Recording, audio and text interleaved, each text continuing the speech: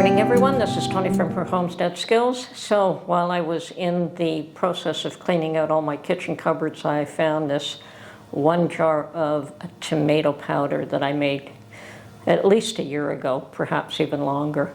So what I did is that I had dehydrated tomatoes, and then I ground it up into a really fine powder. So I have tomato powder. I've never used it. I mean, I have tomato everything. I have tomato puree that I use for just about everything, and I do not use a thickener at all because I make my puree pretty thick. So that has been sitting in my cupboard unused, and I thought that today I would make some gnocchis. So I'm going to make 2-color. I was thinking of making tricolor, but I think the 2 is already enough. So the one will be with the tomato powder, and the other one will be with spinach powder, which I still have. And spinach powder goes a long way. I think I'm going to make a lot more of that in the near future. Oh, the other thing I plan to do is use a jar of my home canned potatoes.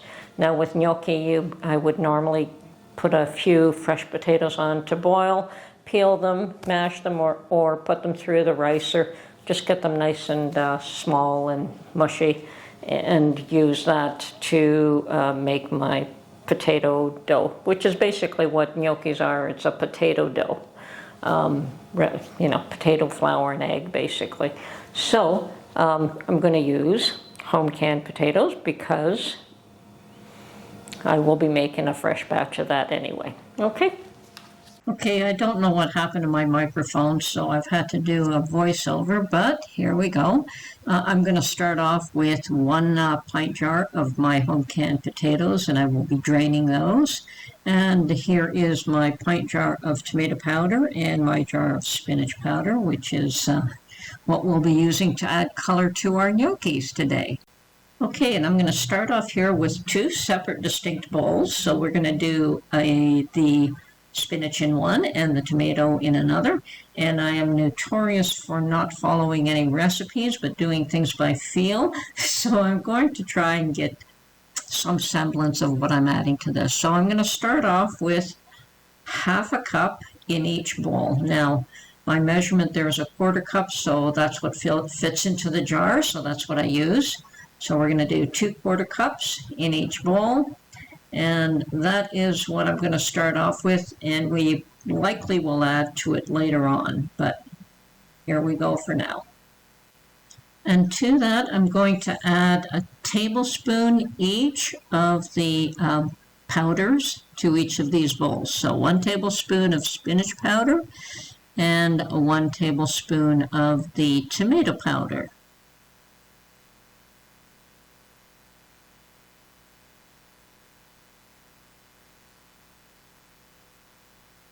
Now, normally with this quantity of pasta that I'm making, I would only use 1 egg, but because we have 2 distinct types of pasta that we're making here, I'm going to use an egg in each, and that is likely why I'm going to require more flour, but that's fine. Okay, and at this point, I want to add in my potatoes, and I have drained them. I don't really want the liquid from the potatoes, I just want the potatoes. So we're going to try and get this pretty much half and half. And I'm putting it through the ricer, and I'm going to try and get equal amounts into each bowl and get it to rice. Now I could have mashed it, that would work just as well. And like I said, normally I would use a fresh potato, but I wanted to use up some of the potatoes that I had in jars at this point and get some fresh ones on the shelves as well. So sometimes I find that ricing potatoes with this, you really need them extremely soft for it to be an easy job. And I'm not always the strongest person in the world, but it worked out for me. So we got that done, and on to the next phase. Okay, at this point I have 2 mixtures of flour, egg, and potato. So I'm just going to stir these up. Now, I may need more liquid, I may need more flour.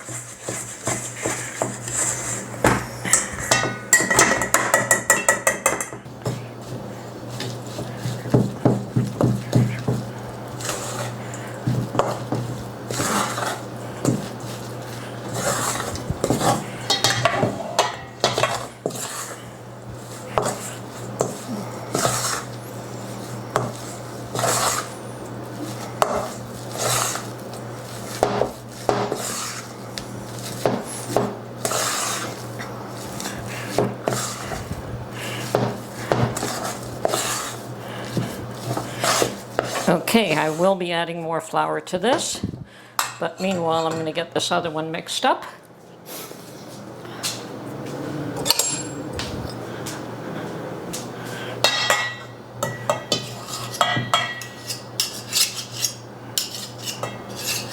Okay.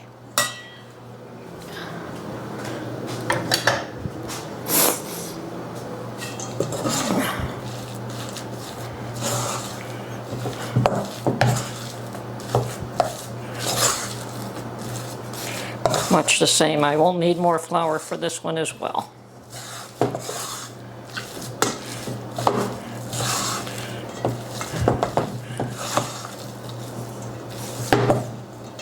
So I'm going to add another 1/4 cup of flour to each one.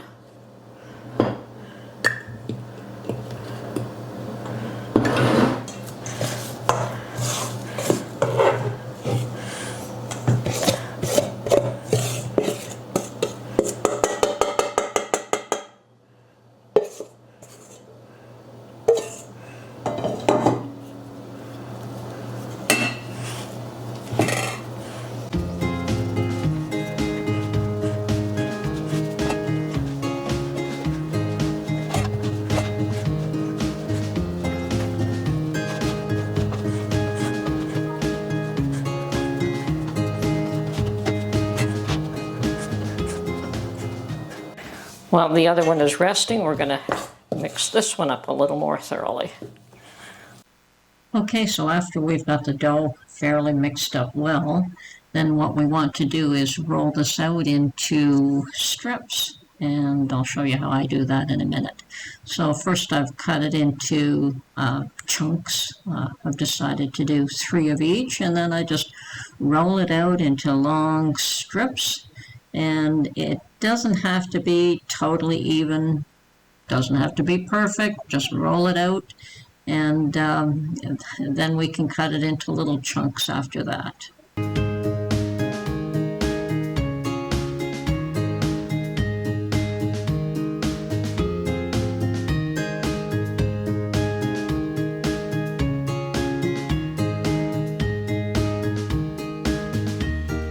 There are 2 tools that I like to use here, and one of them is the gnocchi board, which has ridges in it, which will allow me to roll the little dough balls onto it and just loosen up the dough ball. That way it isn't quite as heavy. It's a lighter, you're putting more air into the little ball there doing that. So the other thing, of course, is my pastry cutter that I like to use just to cut the little chunks, and it goes fairly quickly at that point. So,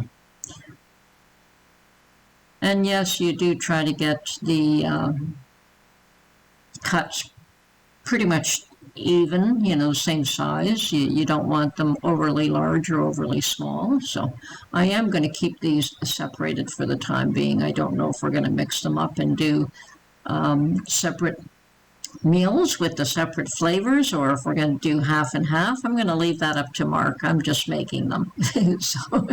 And I've put them on separate plastic cutting boards, and what I tend to do with pasta is that I do freeze it.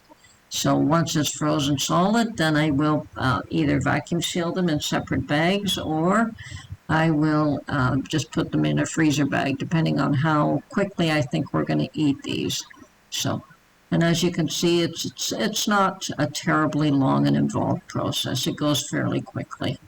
Now, the way to cook these up, once you've made your sauce, whatever kind of sauce you like, there's definitely numerous ways to eat this. Like you can do a butter and sage sauce, which is really, really nice, but any sauce will work. Your standard tomato sauce will be just as good. So, but what we do with this is we put on a pot of water once your sauce is ready. And once it comes to a boil, you put in however many you feel that you'll be eating for that day. The boiling water is where I add the salt. I do not add it to the pasta when I'm making it, but I add it to the boiling water when I'm cooking it. Now this cooks up very, very quickly. Once it floats, you take it out, you drain it, and you add your sauce and you serve it. And that's it. Hope you enjoyed this video, and we'll catch you on the next one.